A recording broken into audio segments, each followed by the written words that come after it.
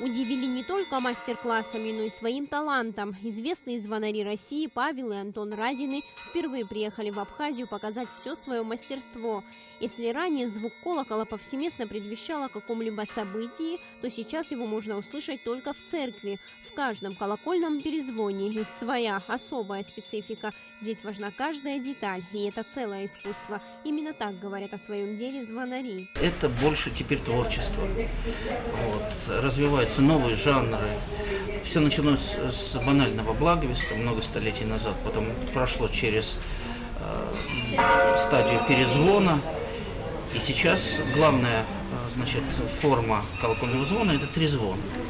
В Сухумском кафедральном соборе в таком жанре перезвон колоколов слышен, если не впервые, то очень редко. Местные звонари говорят, что такие мастер-классы очень важны, где, как ни на них, они могут научиться красиво звонить в колокола. Более он играет как-то, интересно он вообще играет очень. Не так, как мы, профессионалы. То есть ранее вы так не умели, да? Нет, конечно. А дальше будете применять эту практику? Бог даст, тихо-тихо, что покажет, будем учиться. Кстати, подлинная история этого колокола до сих пор неизвестна, но профессионалы, осмотрев его внимательно, говорят, ему около 100 лет. Более того, он сильно поврежден со всех сторон. Такая же история с другими колоколами, которых тут более 5. По размеру они хоть и меньше, но функцию выполняют важную.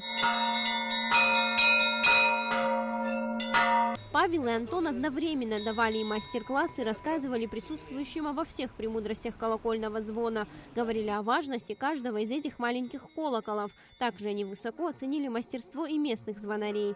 Царья Смыр, Алексея Гухава, Абхазское телевидение.